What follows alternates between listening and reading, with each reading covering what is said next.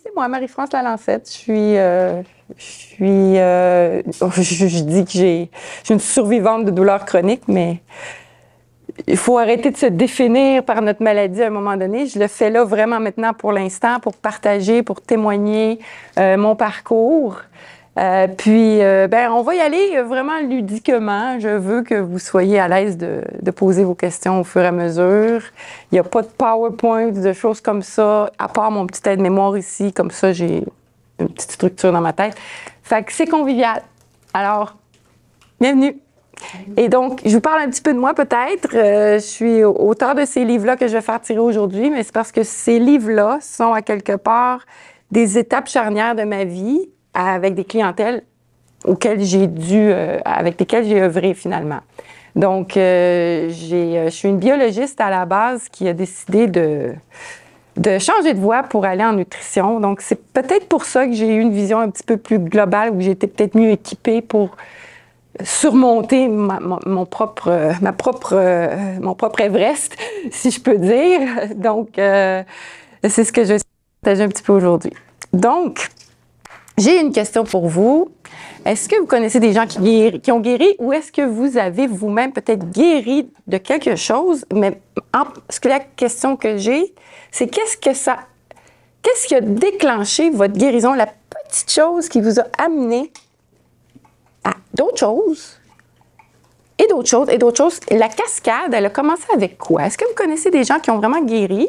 Et c'était quoi le facteur déclencheur de leur guérison? Est-ce qu'il y en a qui ont des expériences, des choses comme ça? Amélioration, mais guérison, pour vrai. OK. Mais on va y aller quand même. Ouais. C'est avec Oui, moi, j'ai guéri de l'arthrite inflammatoire que j'avais au niveau... Je ne sais pas si je parle assez fort. Oui, on t'entend bien. Mais moi, j'ai guéri d'une maladie inflammatoire.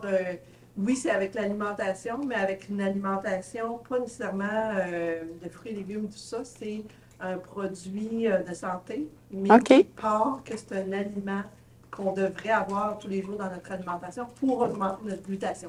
Donc, toi, c'était ton déclencheur. Est-ce qu'il y en a qui ont d'autres déclencheurs? C'est ça. J'ai guéri de ça. Parfait. Moi, j'avais des fascites plantaires et c'est un programme de remise en forme physique qui m'a aidé à... OK. Est-ce qu'il y en a qui ont d'autres choses comme ça, ou des histoires de succès ou de réussite? Non, c'est bon. OK. Bien, moi, je vais vous raconter... Oui, vas-y. Excuse-moi. Oui. Ben moi, c'est l'aquaforme qui est OK. mon remède le plus évident. OK. C'est sûr, l'alimentation, manger plus de vivants, ça m'aide plus. J'ai un problème de diabète. Et si je ne bouge pas, si je ne vais pas dans l'eau, ça va pas bien. Aussitôt que je vais dans l'eau, ça va bien. Fait que 2 ans de confinement, ça a été très néfaste pour ma santé.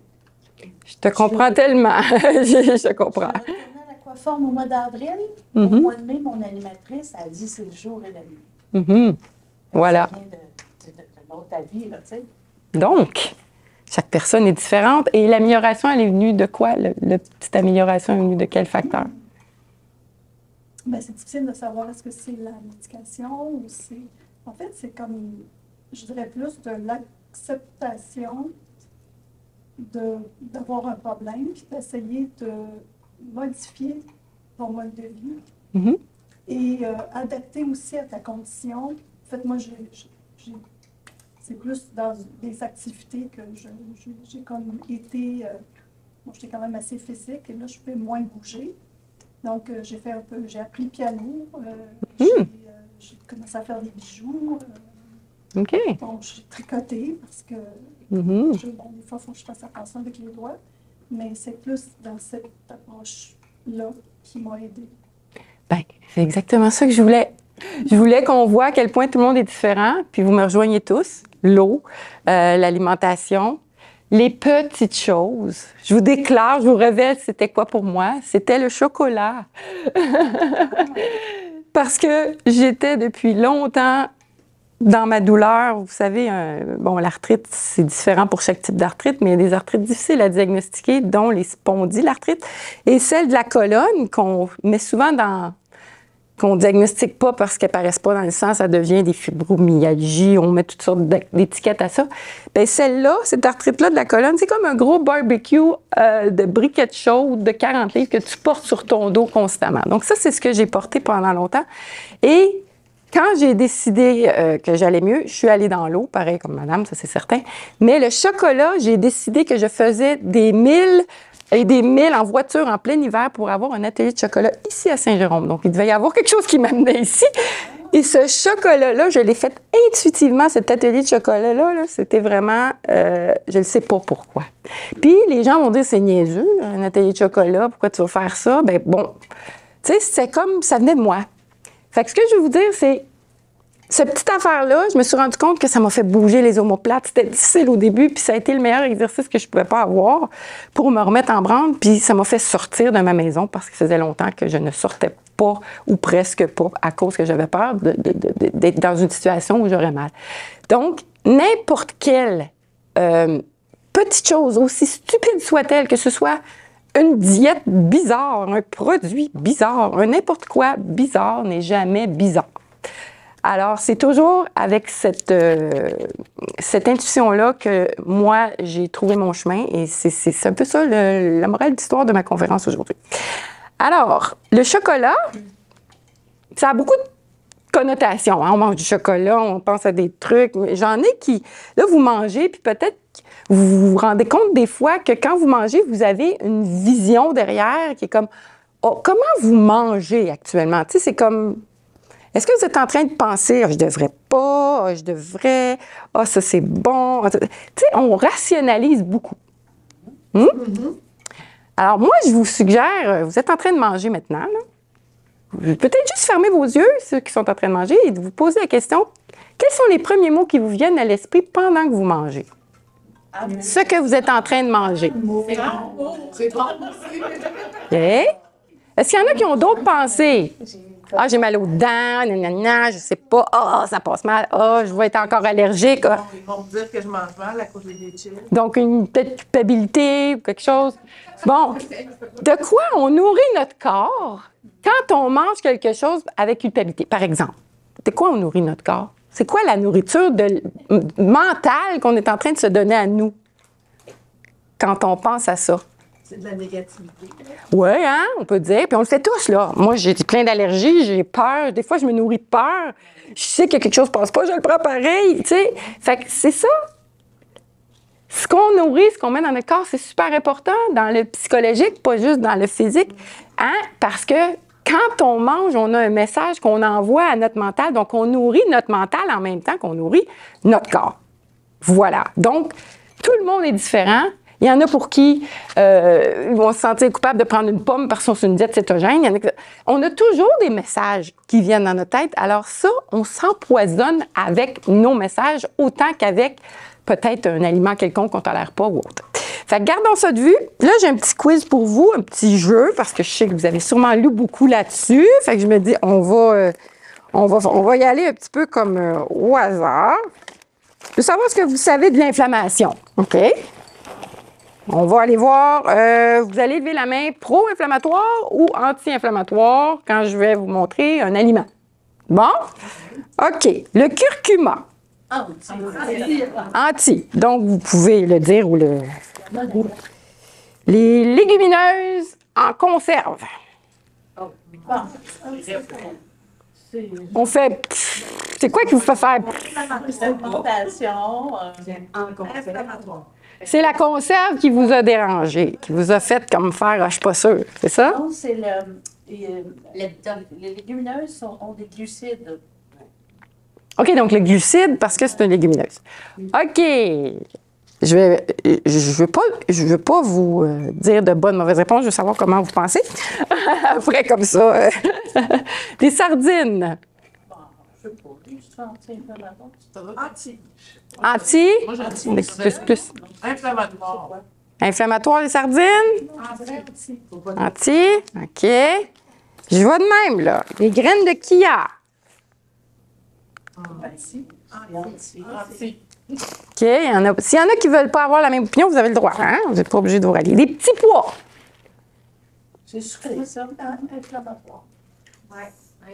Entier. Aucune Ça idée. dépend si OK. c'est des petits pois de la tour de Jean-Baptiste. C'est ça, ou des petits pois en conserve. En conserve, ça. Du lait de coco. Mais il est bio. Ça, d'après moi, c'est anti-inflammatoire. Moi, je sais pas inflammatoire. Ouais, inflammatoire. Pas facile, hein? De l'avocat. Je ne l'avais pas en avocat, c'est de l'avocat, c'est un guacamole, mais. Anti-inflammatoire. OK. Savais pas. Anti-inflammatoire. Anti.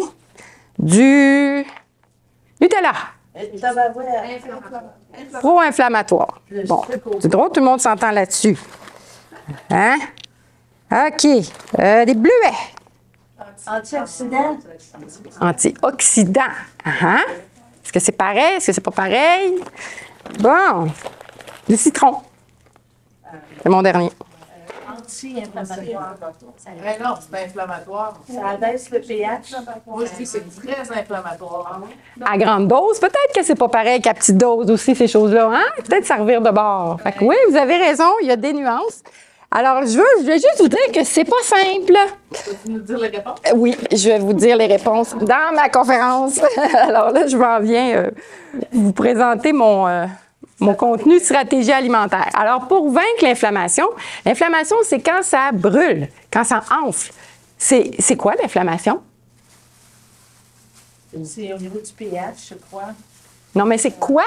C'est quoi? Ça brûle, c'est du Ça, c'est les symptômes.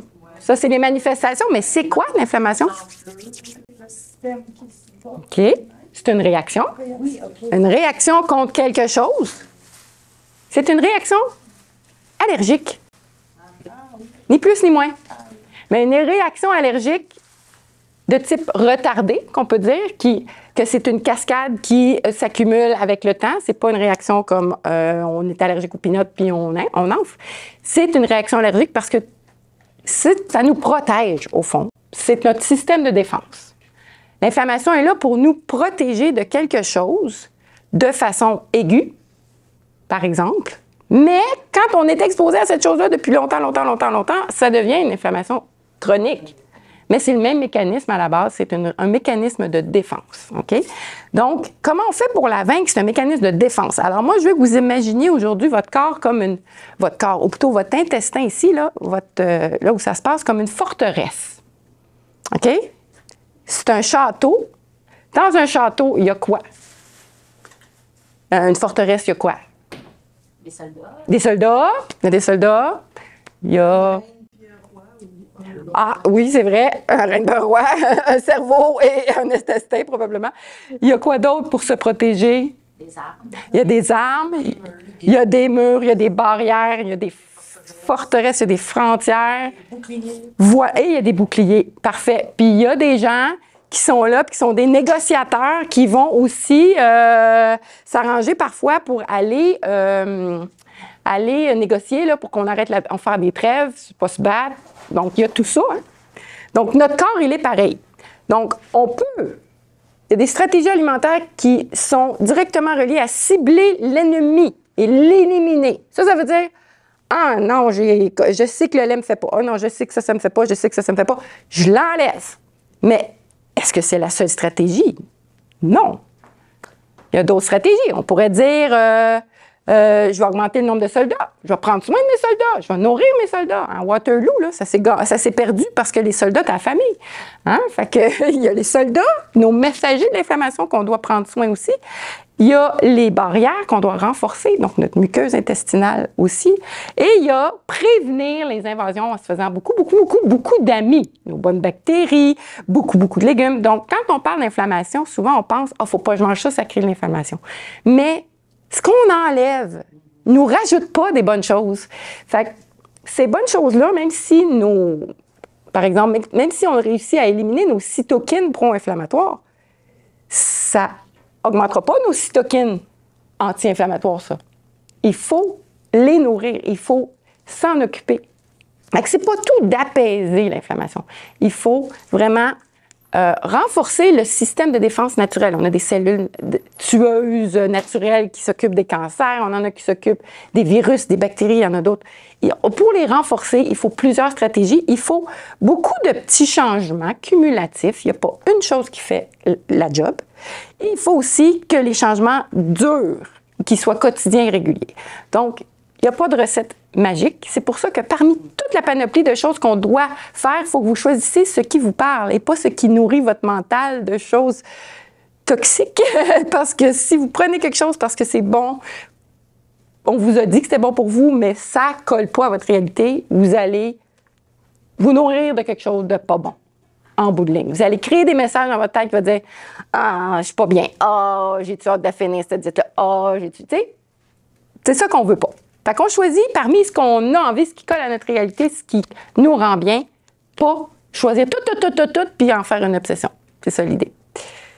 Parce qu'on veut durer longtemps. Parce que quand on trouve quelque chose qui marche, ça marche parce qu'on le fait. À partir du moment où on arrête, ça ne marchera plus. On peut réparer notre corps. Des fois, on a besoin d'opération, on a besoin de ça. Mais des fois, on a besoin de... Tu sais, comme, après ça, on a besoin de le maintenir. On n'a pas le choix, c'est l'entretien, c'est la maintenance. C'est comme une machine. Fait que c'est pour ça que ça doit être réfléchi quand on choisit d'adopter un changement pour être sûr que ça, cette affaire-là, je pense que je vais pouvoir garder ça longtemps. Là. Parce que si je ne peux pas garder ça longtemps, peut-être que ça ne vaut pas la peine ou je ne suis pas prête de le faire tout de suite. Je vais faire d'autres choses que je sais que je peux adapter à mon mode de vie. Fait que premièrement, je vais... la question qui tue, est-ce que je vais le dire franchement, est-ce que prendre du poids, c'est inflammatoire? Oui. OK. Est-ce que la douleur fait prendre du poids? Oui. Oui.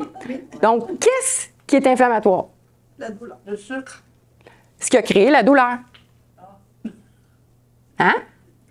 Fait que moi, combien de gens j'ai vu dans mon bureau, là, je veux dire, c'est comme, ah, mon médecin m'a dit j'ai mal, c'est à cause que je fais de l'embonpoint, c'est à cause que ça. Mais attends, là, c'est parce que à l'origine, la douleur, là, elle était là pour une raison. La douleur, c'est quoi? La douleur, ça nous rend sédentaires. La douleur, ça nous fait prendre des médicaments qui nous font engraisser. La douleur, ça nous fait avoir des messagers de l'inflammation dans notre corps qui sont des adipokines et qui nous disent « là, je le prends pas, cette affaire-là. » Il y a quelque chose qui est généré pour que notre gras ait besoin de grossir et c'est les adipokines, ces messagers-là de l'inflammation qui entretiennent cette masse graisseuse-là. Fait que revenons à la base, l'œuf ou la poule, là, je vous le dis, la douleur fait engraisser. Si on continue d'avoir mal, on nie ça, comme beaucoup de médecins le font, bien, ça ne marchera pas parce que c'est pas le poids le problème, c'est ce qui a causé la douleur. OK? Fait que ça, c'est jetez votre balance, jetez vos affaires, visez, réglez votre douleur. Soulagement. Donc, notre corps apprend à avoir mal et plus on a mal, plus il apprend à avoir mal. Donc, des fois, on prend nos médicaments, on a besoin de prendre nos médicaments, mais on les prend trop tard. On attend d'avoir mal, Bien, on a habitué notre corps à avoir mal. On est mieux de les prendre plus tôt, on en prendra peut-être moins. Ou on est peut-être mieux de trouver quelque chose pour complémenter, qui va bien avec pour en prendre moins. Mais on ne doit pas s'habituer à souffrir. Ça, c'est un réflexe qu'après, ça devient systémique partout dans notre corps. On devient qu'on est envahi à grandeur. Fait que la douleur, c'est un signe, c'est un message. Il ne faut pas l'ignorer. Donc, des stratégies alimentaires. Je vais commencer par la plus commune, je dirais, ou en tout cas, celle qui est pas tant de notre faute dans notre société, c'est les oméga 3 et les oméga 6. À un moment donné, l'humain, là, il était proche de la mer. Il mangeait du poisson. Il mangeait des choses marines. Là, on a comme tout arrêté ça. Hein? Avouez, on est comme, le poisson, c'est pas trop bon, c'est juste le vendredi, c'était comme une punition. Tu sais, c'est devenu comme, bon. Mais, à quelque part, quand on n'a pas remplacé ça par d'autres choses, puis notre cerveau, il grandit avec quoi? Avec des bons gras. Notre cerveau, les oméga 3, la mémoire, tout ça, il y en a besoin de ces bons gras-là. Nous, ce qu'on est venu mettre dans la nourriture d'aujourd'hui, c'est des oméga 6, des huiles de soya, beaucoup de choses transformées. L'huile de soya n'étant pas dispendieuse, elle est partout, mais elle est pro-inflammatoire, elle est très riche en oméga 6, ce qui fait que notre ratio oméga 6, oméga 3 a totalement changé. Une des raisons pourquoi le cerveau de notre génération, de la génération d'après, pour la première fois depuis que l'humain existe, le cerveau est plus petit que la génération d'avant. Avec l'expansion, l'amélioration, le progrès, le cerveau et la disponibilité des glucides aussi, parce que ça nourrit le cerveau. L'humain, depuis qu'il est Cro-Magnon, avait un cerveau qui a tendance à grossir. Et là, cette génération-là, c'est la première fois qu'on voit que la moyenne de la grosseur du cerveau diminue. C'est parce qu'il manque les acides gras essentiels de base. Donc, c'est pas juste de prendre des suppléments d'oméga 3. Il faut que tu enlèves des oméga 6. T'en as besoin, mais pas trop. C'était bien correct avant ce qu'on prenait en oméga 3, mais là, ça ne l'est plus parce qu'on a beaucoup d'oméga 6. Donc, c'est pour ça que j'ai dit, cuisinons, arrêtons de transformer. Notre alimentation, c'est la meilleure façon de rétablir notre ratio oméga 3. Oméga 6, c'est d'enlever des oméga 6. Ils sont dans ces aliments-là. Donc, sans se sentir coupable quand on prend quelque chose de transformé, c'est pas ça l'idée, mais de penser que ça, c'est ce qui va, c'est la base de la cascade inflammatoire. Les oméga 3, les oméga 6 partent la cascade. Si tu entretiens un milieu très oméga 6, très pro-inflammatoire, les cytokines pro-inflammatoires vont aller fructifier. Sinon, c'est les autres. C'est la même chose avec toutes les allergies d'ailleurs. C'est pas juste l'allergie type inflammation. Ouais. J'ai peut-être manqué un bout, mais je ne sais pas c'est quoi les oméga 6. Les oméga 6, c'est les huiles polyinsaturées. OK, huile de soya. Il y en a dans l'huile de tournesol, il y en a. Les autres, bon, il y en a dans certaines noix, mais c'est très utilisé commercialement. L'huile de soya, elle est partout. Partout. Où tu regarderas, tu remarqueras ça dans plein d'affaires. Ben, ou pas. La canola est moins pire, mais encore là, ils l'ont dégradée, raffinée, qui fait qu'elle est putain comme avant. Mais les autres, les oméga 3 sont des monos, si on peut dire. En tout cas, ils ne sont pas des monos. Ils sont une structure chimique différente qui fait qu'ils ont toute une autre fonction. C'est vraiment les avocats. Non, ça, c'est plus oméga 9. C'est un mythe.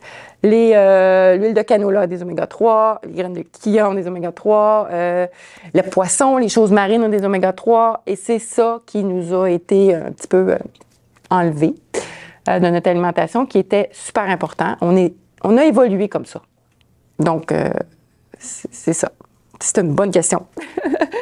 Donc, cuisiner, jardiner, revenir aux choses qui sont peut-être du terroir. Parce qu'on est en symbiose avec ça, hein. Fait que c'est ça qu'on tolère bien. Hein. Tu sais, comme moi, j'ai du sang de nomade. Je suis une autochtone. Moi, je suis sûre, ma grand-mère et mon arrière-grand-mère étaient sur une réserve. Si je le tolère pas, le blé, c'est parce que je suis pas une génétique de semeur-cueilleur, là, moi. Là. Je suis pas une agriculture comme je suis pas une Européenne française qui a évolué avec ça. Moi j'ai ça dans mon sang, j'ai des gènes d'Autochtones. Fait que, moi, les courges, tout ça, ça me fait du bien. Tu sais, je veux dire, bon, fait que, est-ce qu'on peut se connecter par rapport à quand on mange ce qu'on a l'impression qui nous fait du bien, puis aller vers ces choses-là, sans nécessairement analyser notre alimentation, de dire, je prends un livre et je vais suivre ça, tu sais. Il y a cette voie-là aussi, de s'écouter. Puis je l'ai fait il n'y a pas longtemps, 3 jours, très récemment, et ça m'a amené des pistes incroyables. Incroyables.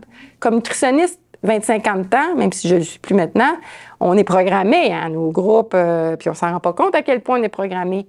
Mais je me suis rendu compte, à 3 jours, à m'écouter et ne faire que ça, que je ne mangeais pas pantoute à l'heure que je voulais, et qu'il y a des affaires que je mangeais machinalement, une cuillerée de beurre de pinot quand je manquais de protéines, ça. Après 3 jours, à m'écouter 100%, ben elle passait plus. C'est comme si là, je m'en rendais compte que c'était comme peut-être beaucoup pour... Je fais du reflux parce que je suis arrivée d'Afrique. J'ai eu à prendre beaucoup de médicaments pour la malaria, puis c'était pas moi, ça. Mais les médicaments ont scrappé mon... Fait que là, je suis en recherche de qu'est-ce que je tolère pas, puis je dois réinventer un petit peu mon menu pour m'ajuster à une nouvelle réalité. Donc, j'écoute ma voix. Et je dois refaire mes bonnes bactéries aussi. Donc, on a des bonnes bactéries dans nous, et ça, c'est la barrière. Quand je parlais de barrière tantôt, c'est notre protection. Puis quand la protection diminue, on expose, au fond, les bactéries qui vont fructifier, c'est celles qui aiment les sucres parce qu'on a une couche de mucine. OK? C'est comme... Elle est super importante, celle-là, là, parce qu'elle nous protège. Mais s'il n'y a pas d'autres bonnes bactéries pour diluer tout ça dans notre ventre, bien, les bactéries qui aiment le sucre vont aller là, puis ils vont proliférer, puis c'est eux autres qui vont proliférer. Fait que c'est important de nourrir ces bonnes bactéries. Puis comment on fait ça, de nourrir ces bonnes bactéries? Avez-vous une idée? Est-ce qu'on prend des probiotiques? On ne sait plus. De l'eau, de la bonne eau. Ben, moi, je dis OK. probiotiques, là. OK, quand on prend des probiotiques, on prend quoi? Des yogourts, On prend des microbes, des bactéries. on prend des bactéries. OK? On les garde maintenant combien de temps? Le temps du transit, j'imagine. Ils vont fructifier, on les élimine pas, c'est pas vrai. Ils vont probablement s'inoculer, là, c'est comme s'implanter. Mais il faut toujours leur faire.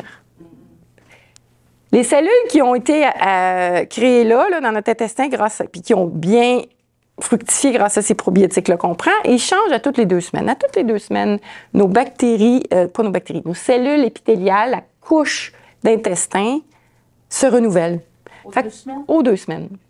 Fait que, t'as recommencé, tout a recommencé, tout a recommencé.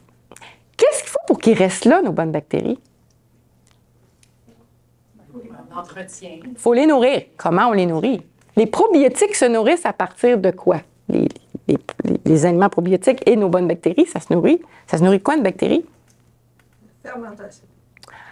Ça fermente, donc ça prend des aliments qui se fermentent. Des prébiotiques, c'est des aliments qui sont très riches en fibres, en mucine, les crucifères, tu sais, tout ça, là, tout ce qui est coriace, là, tout ce qui va faire qu'il reste quelque chose pour nourrir nos bonnes bactéries plus tard. Tu sais, les protéines, les sucres, tout ça, c'est digéré pas mal au début de la digestion. Mais tout ce qui s'en va plus loin, là, qu'on élimine en fait, ça, c'est de la nourriture à bactéries. Puis c'est ce qu'on commence à tolérer le moins quand on commence à avoir un intestin perméable. Puis c'est pas bon, là. Ça veut dire que plus on sent ça, plus il faut penser à s'habituer à des fibres rapidement parce que moins on va les tolérer. La perméabilité intestinale, c'est quand je dis « oh, j'ai des gaz quand je mange des fibres », puis je commence à en manger de moins en moins, là, c'est un chemin glissant qui nous rend notre intestin encore plus fragile. Donc, on veut garder de la variété là-dedans. Il y a des méthodes pour recommencer très graduellement à manger des fibres, pour en tolérer de plus en plus. Et il faut pas nier l'importance ou minimiser l'importance des fibres. On en a besoin pour cette raison-là, pour notre tolérance, pour notre élimination, pour toutes sortes de raisons, mais surtout pour prévenir l'inflammation aussi. Fait que c'est de ça que se nourrissent nos bonnes bactéries. Fait que si on leur donne de la nourriture comme ça, ils vont pouvoir fermenter, et se nourrir et fructifier. Ils restent là, c'est nos bactéries endogènes. Donc, on n'a pas besoin de les remplacer tout le temps. C'est des questions à date. Donc, on nourrit ces microbes. Il y a quelqu'un qui a dit l'eau. C'est super important, l'eau. L'eau, là, en même temps, l'eau, on ne sait pas quelle qualité qu'a l'eau actuellement, mais l'eau, elle est bonne pour quand on se baigne dedans. Elle est anti-inflammatoire par sa nature. Elle répand la chaleur dans notre corps quand on est dans l'eau. Hein. Elle nous permet de faire de l'exercice à chaud. On n'est pas à froid. Fait que souvent, quand on souffle, c'était pour moi salutaire aussi. Pour ça, je me suis fait péter de piscine, moi aussi, cet été. Ça a coûté cher, mais pour les mêmes raisons que toi. Mais quand on boit l'eau, on n'est pas en train d'avoir des crampes dues à la déshydratation. On est en train de garder pour nous les organes et tout ça. Si nos organes ne fonctionnent pas bien, les organes du système immunitaire non plus.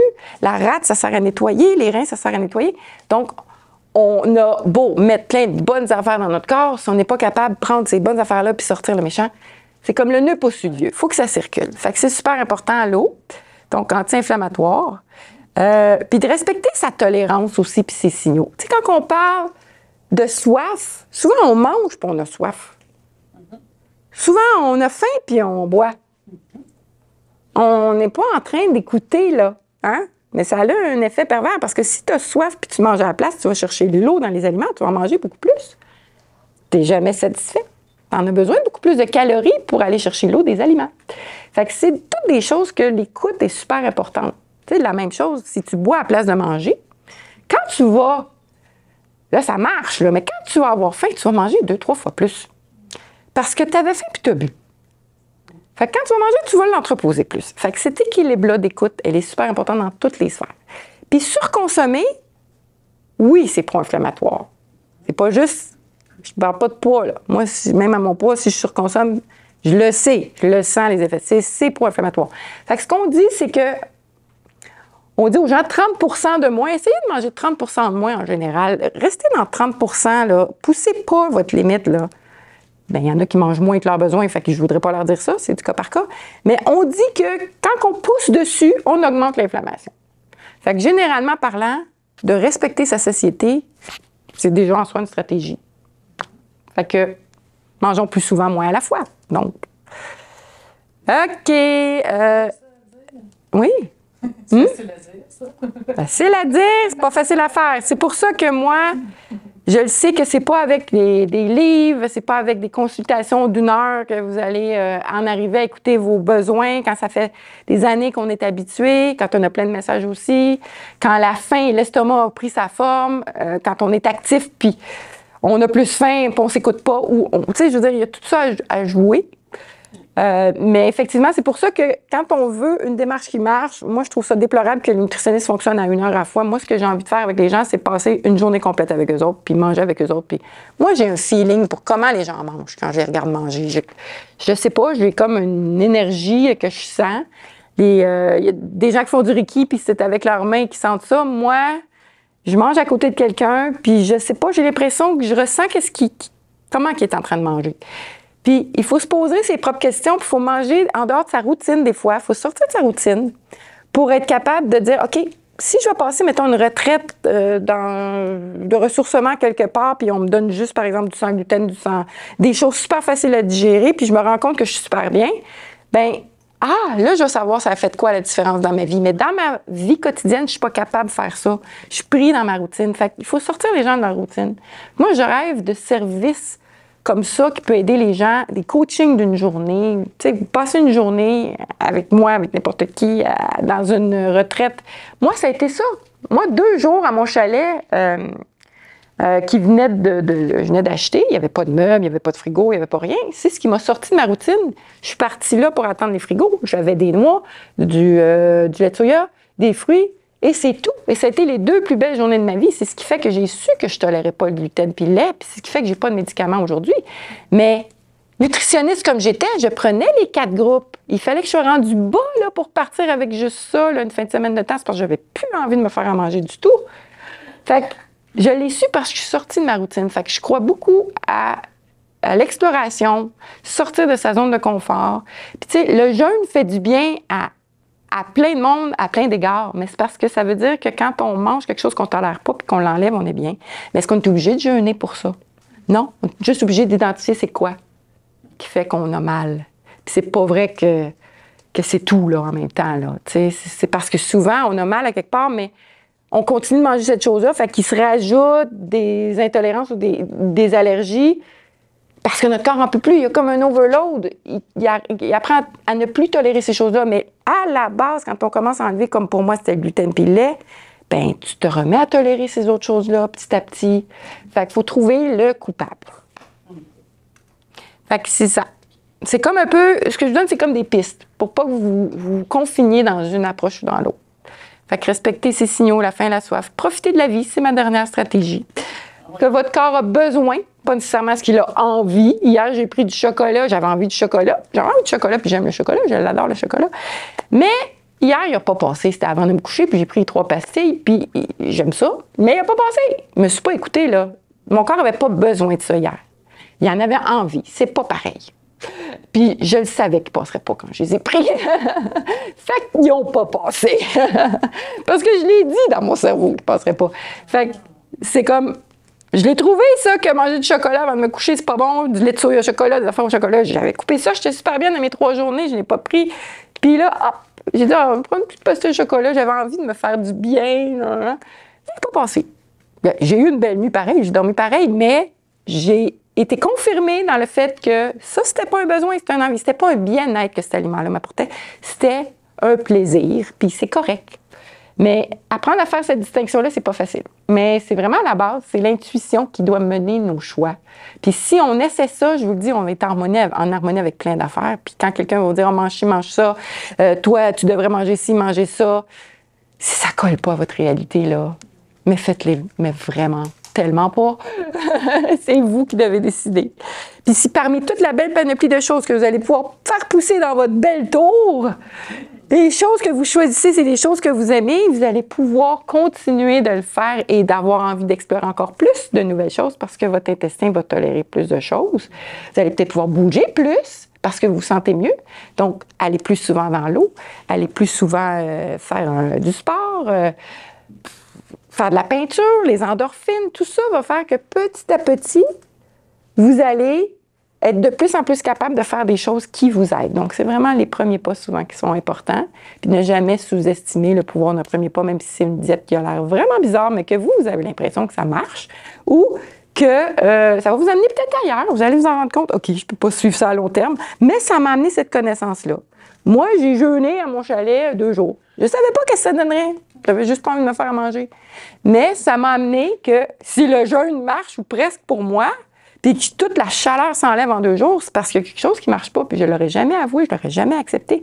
Donc, le premier pas en amène un autre, c'est un apprentissage, essai-erreur. Puis abandonnons jamais non plus, parce que ça prend beaucoup d'années.